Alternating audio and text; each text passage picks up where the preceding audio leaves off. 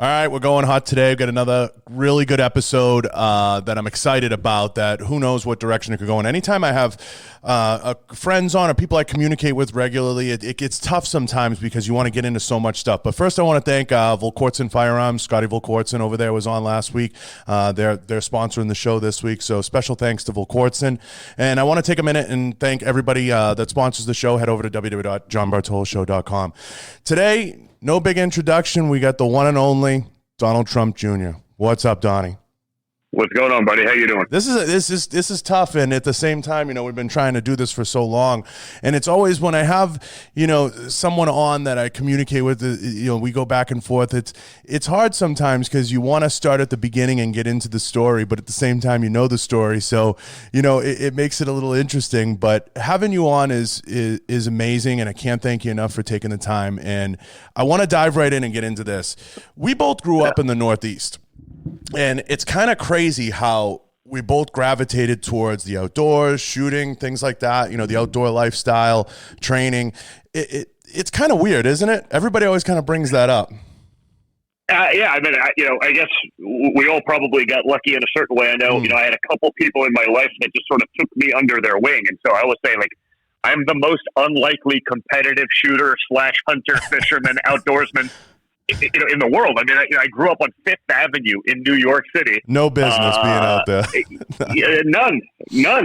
But luckily I had a grandfather that sort of was a little bit in that world, more the outdoors, from communist Czechoslovakia. You couldn't hunt, you couldn't own, guns, you couldn't do much, but it was sort of a dual lesson. I mean, he brought me over there every summer when I was 5 years old. I spoke the language. I had friends knew it's there's the woods, I'll see you at dark. So it was sort of a dual indoctrination. I mean, he got me into the outdoors and into the sort of woodsmanship part of it. Yeah. And he also taught me a little bit about socialism / communism. So it was sort of a dual lesson for life, not to take anything for granted, but also instilling the love of the outdoors and the woods. It's amazing. It's amazing when there's nothing better than the trial by fire. It's just nothing better than that. It's the only way. By the way, 100%. That for me, I've learned more in the outdoors because I wasn't an outdoorsman, because I didn't have people sort of that were like, oh no, this is just what you do. Right. I sort of, I learned to shoot a trad bow, the traditional archery, no sights, no nothing, teaching myself. And so while it took me 10 times longer to learn, each lesson, each little aha moment, is so much more ingrained in me because I figured it out on my own. And so it was sort of an interesting thing. I mean, normally I like to accelerate that learning curve, learn as much as you can really quickly. But if you haven't necessarily gone through and made every mistake, and you don't necessarily know why this works better than that, you just sort of do it. It's not always as helpful. And so, some of those things, I think, made it so much better in the long run for me, even though it took me so much longer to get into, to whatever proficient level, Yeah. Is it still, I mean, well, let me back up. At what point were you like, I really like this? Like, what was it? Was it like when you first made fire out of nothing? At what point are you like, the woodsmanship was probably, really early. It was just, hey, I grew up in New York City. And so, all of a sudden now I'm out in the middle of nowhere in, what was then communist Czechoslovakia. And you walk into the woods for the first time and it's like freedom, and so, I had some of that at the time around the campfire and those relationships just as a kid. But when I really got into it, my grandfather passed when I was about 12, so I was still pretty young, and I basically did not like New York City as a kid, or it was just never felt like where I wanted to be at that time. And so I went to boarding school in central Pennsylvania starting in 8th grade. Right. So what are you, 13 years old or something like that, and I moved away from home basically. And there were a couple of guys there that were just like consummate sort of. Of course, you're right. You're in PA. Outdoorsmen. One of the guys, the dean of students there was a guy named Gordon McAlpin. He could run skeet, like a perfect score skeet with a Winchester Pump 410, like, just a little old Model 42. And I was like, this guy's the man. And so, he's the guy that sort of got me shooting shotguns and small bore competition type stuff. And, we had a rifle range on campus. It was an old school kind of place. You could still get away with that. 25 years ago. Yeah. I don't, wouldn't fly today. But, he's the guy that said, next Saturday morning, 6 o'clock, parking lot, dress warm. What?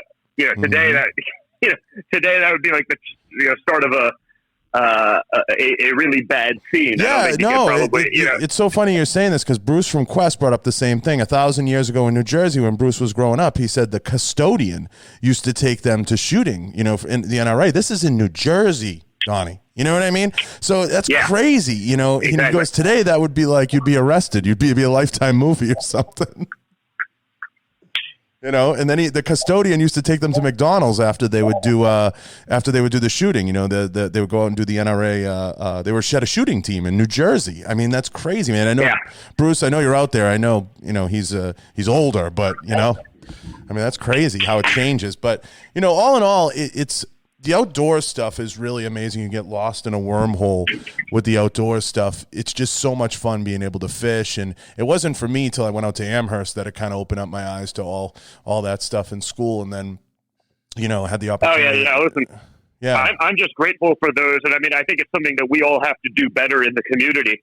Hey, 100%. You and I want to go shoot, so we know what we're doing. We don't have to take the time to teach someone else. We can do it at a little higher, faster level. But the reality is we all have to be mentors, whether it's hunting, whether it's fishing, whether it's shooting, outdoors. Like, take a kid, bring a friend, get a woman into the game. And I get it. Like, it may not be so easy. Teaching someone can be actually tough. I mean, there's a lot of responsibility involved. There's a lot sort of going into it. You and I, we do that stuff. It's second nature at this point, so we don't even have to think about it. But for others, it isn't. But if we don't do that, we will never perpetuate sort of, the lifestyle, certainly as it relates to the Second Amendment. You'll have those people who will just never understand if they're not exposed to it. I do this, every year I take a couple buddies from New York City who, if you took them to the Vegas Strip, it would be like the wilds of Africa. I mean, these are New York City kids. Yeah. And many of them, anti-hunting, many of them anti-gun.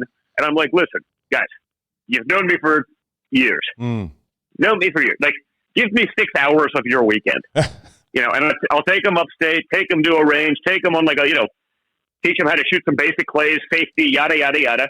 Take them on a pheasant walk-up, pheasant hunt type of thing, or just shooting. Not one of those people, not one, in 20 years of doing this has not ever said, that was one of the coolest things I've ever done. Yeah. Now, in 6 hours, I was able to take someone who was certainly at least indifferent, if not anti-gun, but certainly not an advocate or a proponent or someone who would be, who would care about the Second Amendment. Someone who in many cases would have been anti-hunting and the general concept of it, to, oh my God, that was awesome. When are we doing it again? Yeah. It took 6 hours. I could do that with 10 guys at a time. We all have to do a better job of saying, hey, it's not just about us. I mean, this was our parents' generation fault. I mean, hunting camp, it was about drinking and cigars and maybe the occasional hunting. We can't bring the little kids. We can't do that. So there's like a whole generational gap of guys that never got into that. Once you lose some of that, it's not the easiest thing in the world just to go and be like, okay, buy a gun, teach myself how to shoot. It's sort of an intimidating thing. Certainly the same with hunting or with archery or sometimes even fishing. Like, you need a mentor. And so we have to do a better job of taking those people out there, getting them out, teaching them and understanding that, maybe that's not the ideal way to spend your day. But if you believe in this stuff, if this is, what you choose, as your lifestyle, as your passion, like, you got to do it, man. It's sort of, that's the price you pay to enjoy the benefits in the future. And if we want our children to be able to enjoy those same benefits, we better damn well be doing it. Otherwise, it's gone. Right. No, I agree with that wholeheartedly. And it stems into stuff we see. The community has a way of not only struggling to bring new people in, which is the mission, right? But and we'll get into that, with the numbers, but it struggles to not eat its own. There was a member, there was, and I want to get your opinion on it. There was a member of the industry, works for a very, very notable government contract company that manufactures ARs. He posted the other day basically bashing every new gun purchaser in the month of March, saying you're not really a part of the tribe, literally. And yeah, like honestly, I don't know who did it. I haven't seen that yet, but like, what purpose does that serve? So guess what? None. I'll say, listen, you know how many of my listen, I still live in New York City, right? Like, it's not where I spend my weekends, but I got plenty of friends that are liberal. I went to an Ivy League school, for Christ's sake. Like, you know how many of them have called me? Hey, Don, what AR do you recommend? I go, right. Oh, really? Yeah. Oh, now I need an AR. Yeah, exactly. I don't care how you get there.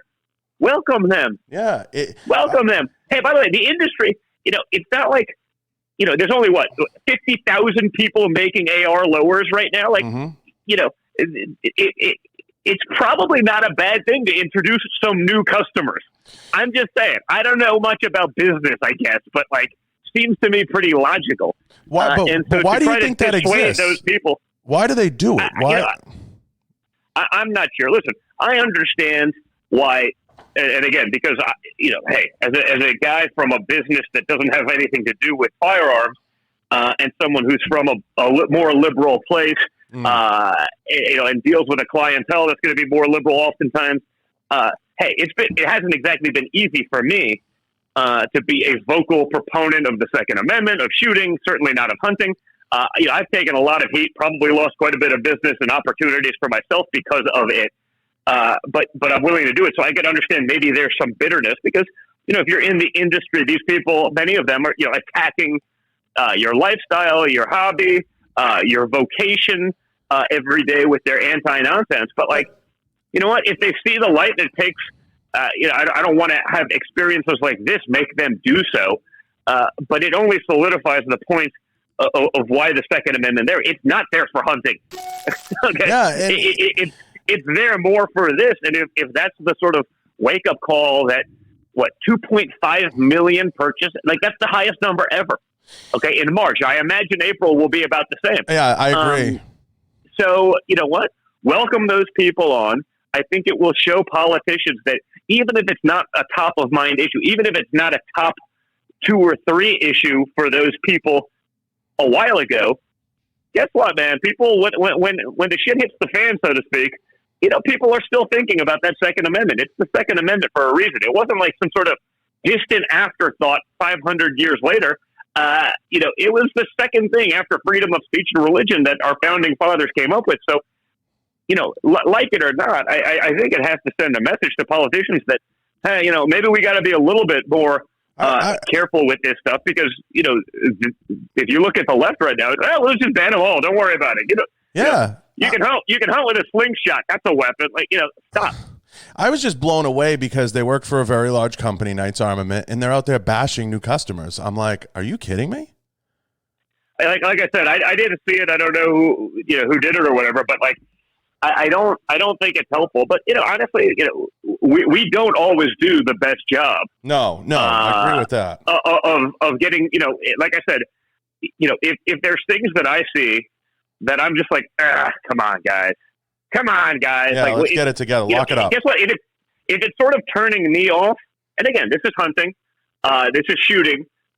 If those are the people that are out there most, and they're the sort of the squeakiest wheel and the loudest voice, guess what, guys? If it's turning me off a little bit, it sure as shit is turning off some sort of, new to the game, some sort of suburban mother who may believe in, protecting her family, but may not, need all the other kind of nonsense crammed down their throat. So, like, we don't always do the best job of marketing ourselves and what it is. And, that's sort of the nature of, the world. I mean, the people who are sort of most ardent are going to speak the most about it, but they're not necessarily always the best representation of us as a community.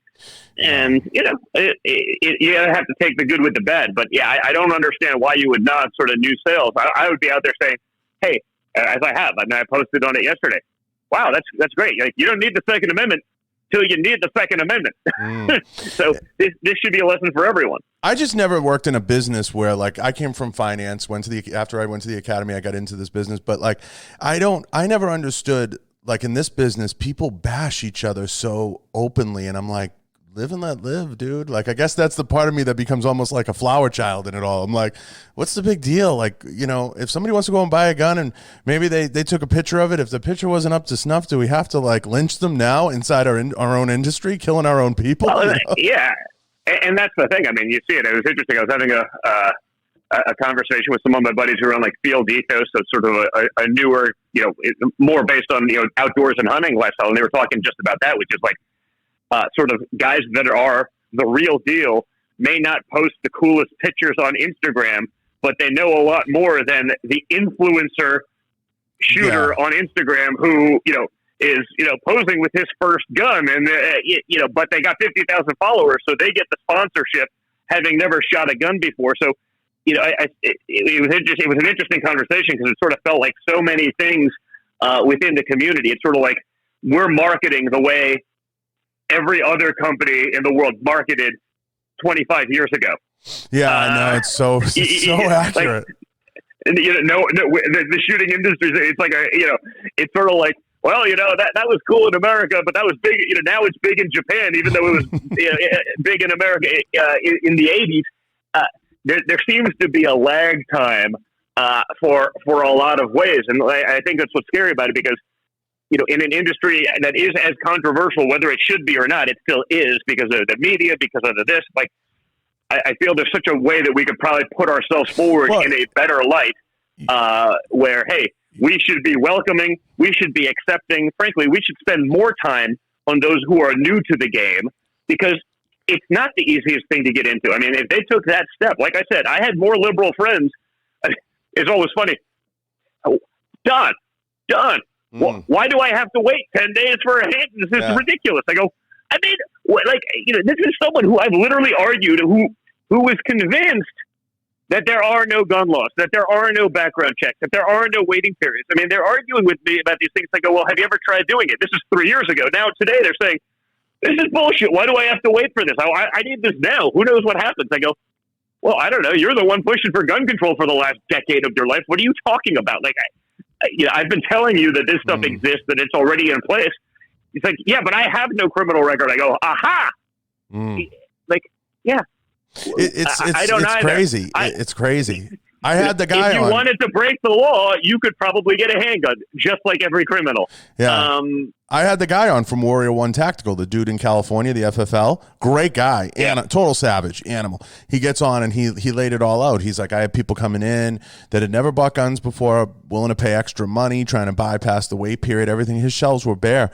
He goes, I really hope it's a wake-up call to a lot of these people. He's down in Riverside, and he's like, I hope everybody wakes up. And he was really funny, Donnie. He's like, you got to listen to it. He goes, my wife knows I'll die in here if I have to. You know, I'm going to stay open, and I'm going to do my thing. I was in stitches. He's such a great guy. What a patriot. He's just like lives for it, you know? And it's unfortunate because I think ultimately, boiling off all the bullshit, I think what it is a lot of politicians and a lot of elected officials. Now, you know, because you've been to the ground level and seen it.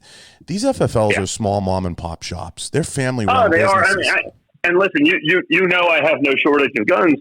And so, you know, the FFLs I work, I mean, these are great people. They are a small bit, you know, this isn't everyone's not, you know, a huge Walmart type place. So it just doesn't matter. I mean, these are small businesses working hard, doing this, barely getting by. My FFL. Oh yeah, no, my FFL. I mean, they're blowing me up. Hey, listen, I know you guys did it, you know, federally said it's you know, it's an important industry and we got to stay open and you're essential. But like the states are overruling that in many cases. And so we can't go open. We have people calling us every day trying to get ammo, just trying to get some basic supplies. You know, and you know, the states are doing what they can to prevent that from happening, even though federally they're still, you know, considered an essential business. But yeah, this is sort of the definition of the American dream: entrepreneurial, exercising their freedoms, and they're great people. So you know, we got to push hard for them. Yeah, it's unfortunate that you know, it's become such a hot potato, and then as the election went on, and before we got to to where we are now with Corona. You know, you had Beto out there, and I said it the other day to Matt Gaetz. I said, you know, does he not understand that you're never? It becomes posturing, right? It becomes virtue signaling. They're never gonna, you know, kick in a law-abiding citizen's door and seize their guns. So that messaging makes him sound so extreme. It's just, it doesn't make any sense sometimes. I almost wonder, like, who writes these scripts? But we could spend an hour. Well, on no, that. yeah. I mean, like I said, you know, they're much worse than us. But again, sometimes, like I said, I'll call balls and strikes, right? I mean, you know, I see some of the guys, you know, on our side. You know, we should be able to have tactical nuclear weapons, and we should be able to have them under our beds in our homes. Like, I'm like, guys, come on, Yeah. stop. You know, again, it becomes I'm a not bridge saying, too far. You know, we take it, and it is a bit too far. I mean, I think the problem with it is, you know, I won't even talk about whether I agree or not agree. It doesn't. It's sort of irrelevant. It's, if we want to survive to the future, you got to win over people. Okay, because the Second Amendment can say whatever it says. You get a bunch of left-wing activist judges on the Supreme Court, on the federal benches. Guess what? It doesn't matter what it says. Mm-hmm. It doesn't matter what it says. So the reality is this. If we don't win elections and these become issues that sway elections, meaning gun control and this, and you have people that are taking it too far and you're turning off independent voters, you're turning off those who aren't, you know, you're turning off that guy that I took shooting who's like, oh, can we go shoot an AR-15 next time? But now, like, I got him. He's on our side, and we blew it, and we took it too far, and now he's like, give me a break. You're not being reasonable. So guess what? You lose all of those people. You start losing elections, okay? The courts change, and guess what? I don't care if it says shall not be infringed. You have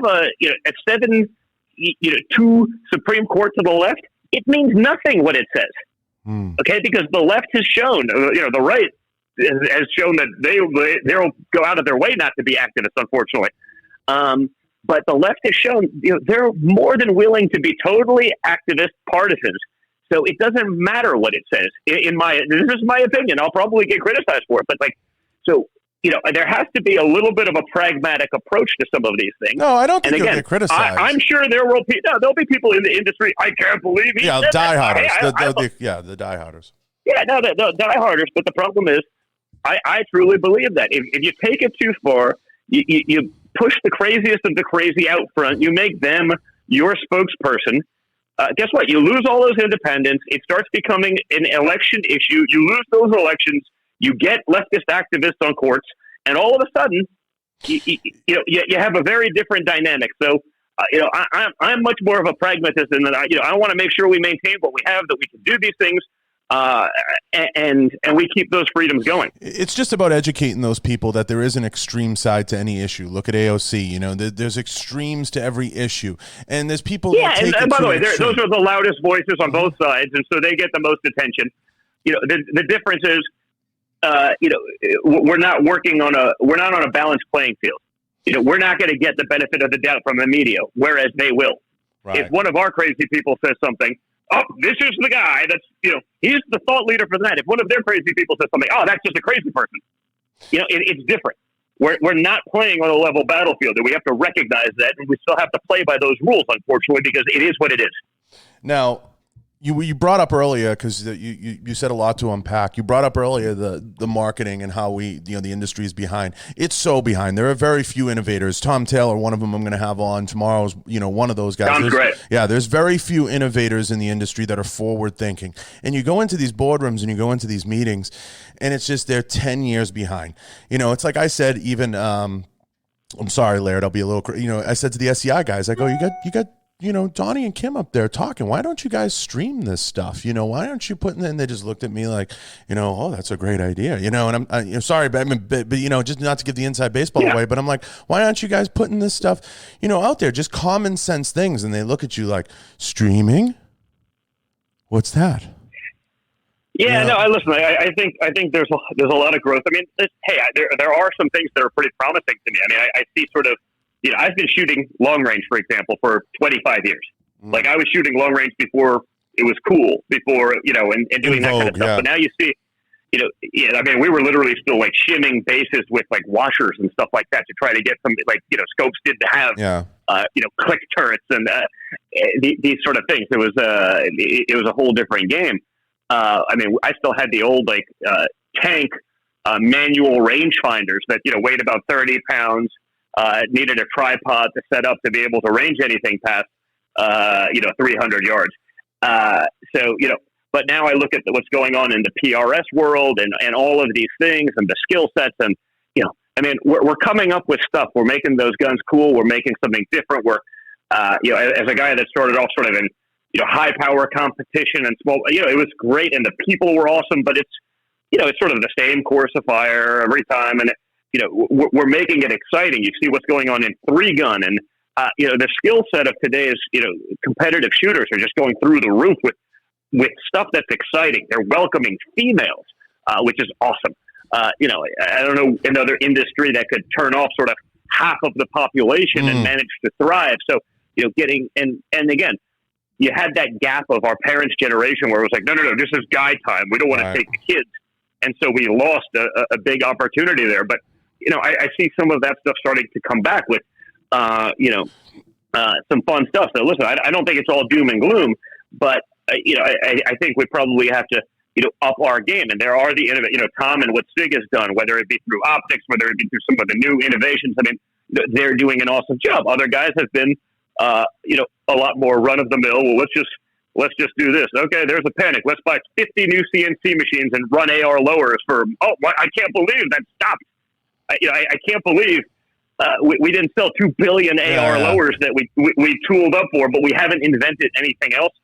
Well, now we spend too much money on CNC machines. Let's keep cranking them out. It's like, guys, come on, man. It's just there's a little bit too much of that sort of boom and bust mentality that gets us into trouble. Yeah, it comes down to inventory management and so many different practices that just a lot of these businesses, because they're so mom and pop, fail to understand. I've ripped my hair out with so many brands because right now the shift that's gone on, in my opinion, in the industry is we went from people buying mostly advertising, so ad buyers were all these marketing directors, to now web-based SEO, a little bit different animal came into play, and then you had a lot of photographers, video guys from the social media ranks rising up. And what I saw play out was a lot of these companies, you go in and you have a meeting, and I'll say, where's your largest following? Where's your biggest reach in terms of your customer base? And they'll say, oh, social media. And I'm like, oh, that's great. Who's your social media coordinator? And they'll bring in, their nephew, Billy, who's like 24 years old. And I'm like, so you put the largest base of your audience in the hands of a 24-year-old that you kind of don't listen to. You need to be listening to him more than everybody else. And that's the disconnect, Donnie. And not every company. Well, but the problem is that 24-year-old kid may also not know anything about shooting. And right. So you have Amen. that disconnect Agreed. as well, right? Mm-hmm. So it's like you could be the greatest marketing manager in the world and this is the other thing that happens. You have a guy that's really accomplished in marketing in his field, but they don't know anything about shooting. I mean, or hunting or whatever it may be. And you can't run a business with that. You can't design a product by what looks cool but may not be functional to the hunter, to the shooter. And you see way too much of that because, we're a mountaineering brand that decided to get into hunting. Therefore, it's just fine. We'll just transition it over. We'll put a camo pattern. Well, it doesn't always, translate over. I mean, that's why, guys like Brendan Burns over at Kuyu, guys that are, that don't have a social media presence, don't want to, but are still some of the most accomplished people, in hunting or whatever in America. It's like, I want that guy designing my product, not the guy that, was able to get a better angle of a picture of a deer and therefore has a bigger following count or, hey, you get in trouble for saying this, but obviously you have sort of the gun bunny culture, in shooting, 30 sponsors never shot a gun. That's not to take away from some of the female shooters that I do know and have shot with that are freaking lights out. You know what I mean? Yeah. But again, totally.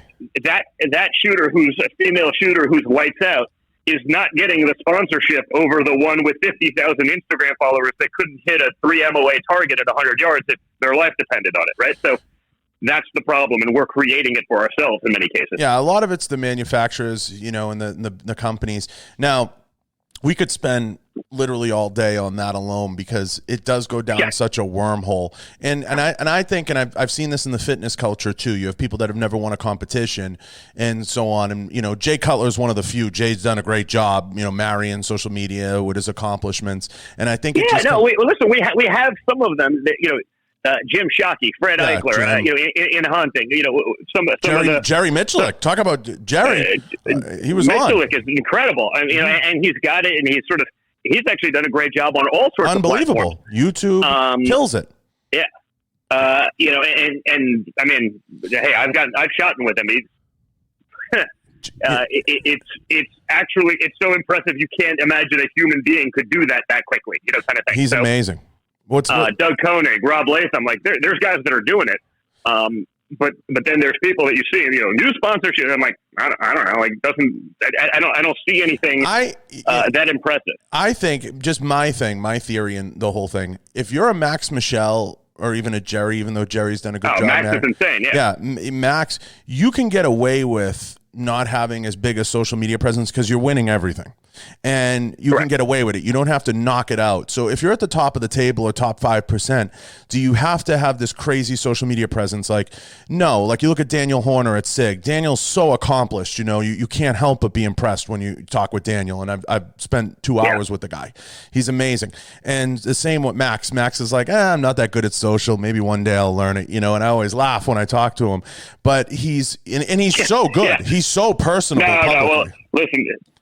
Some of those things, the talent just overrides. Yeah, you know, just overrides.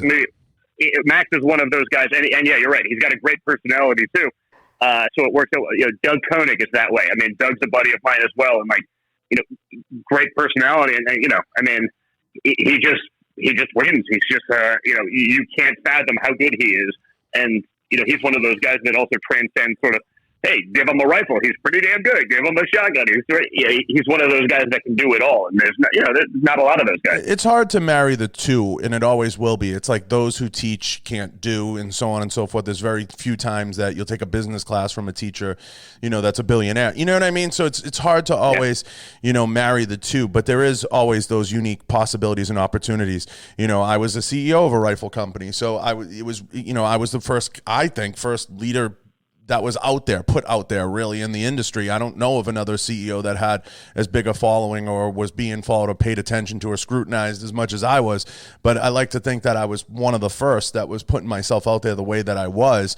Most of the time the guys you don't ever hear from Ron Cohen. You know, Ronnie, you know, you never hear from him. He's quiet. So you'll always have that duality going on of people, schools of thought, you know, I don't want to be out there. I do want to be out there, so on and so forth. But I felt and feel that in the firearms industry, what has to kind of evolve is you need to start to put yourself out there. We've seen people do it. Your dad was great at it, you know, market yourself, put yourself out there, take the bullets, you know, be out in the forefront. And when you put yourself out there, you know better than anybody. You're going to take the shots and that's it.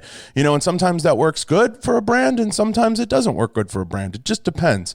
You know, every scenario is different. If you're going to make it in any type of sports or shooting sports, if you want to be able to not just get sponsorships from within the industry, but also outside of the industry, you need to be able to transcend. I mean, LeBron is a great marketer of LeBron. You know what I mean? So you have to have that ability. So it goes hand in hand, and you can't hate the guys, but you have to do your homework. It comes down to doing your homework. Who you want to, you know, move and sit with.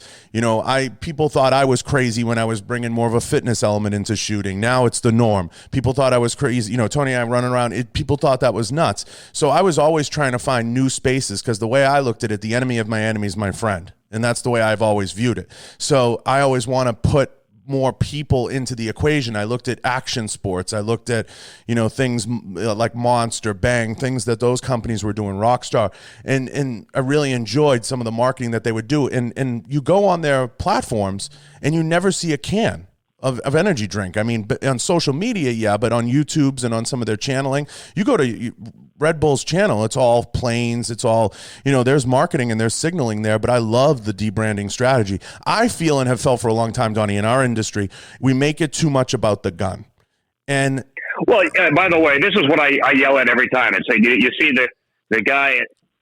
I wouldn't have been able to get that doe at 7 yards if it wasn't for the XP 12,000 shooting a 7 7,000 BC bullet at 9,700 feet per second.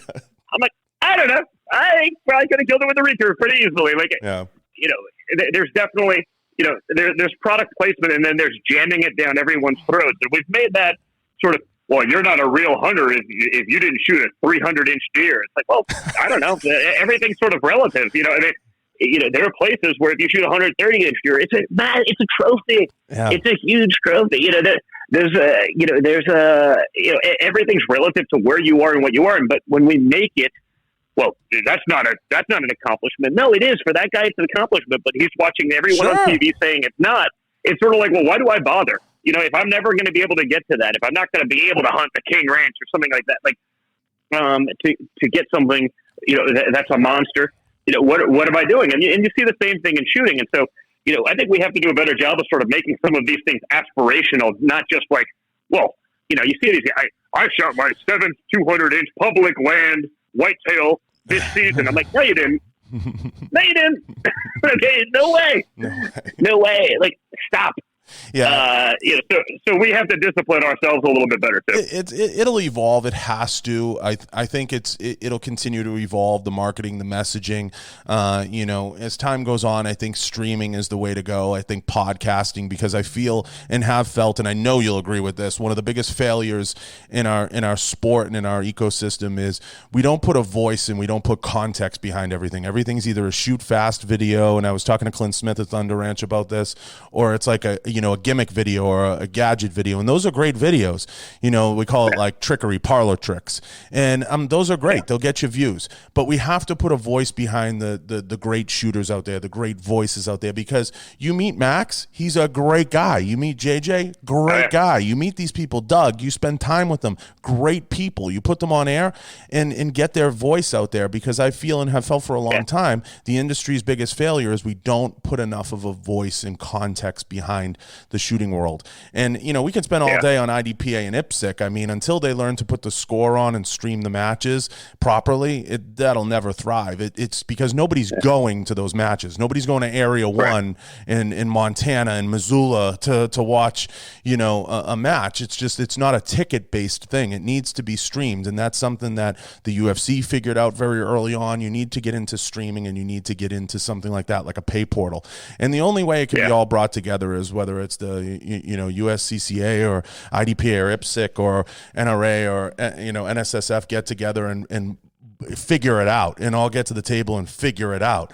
Now, I was insanely critical of the NSSF a couple weeks ago. I got Mark on the phone, I got Larry, and I kind of went a little nuts on them. And then Larry came on the show. He was so gracious, and we had an awesome back and forth. I mean, he crushed it, and he got his team mobilized, and they started putting some really good content out there and helping some of these new shooters and helping indoctrinate some of these new people coming in. And hats off to the NSSF for that. I mean, Mark and Larry kind of really mobilized their troops.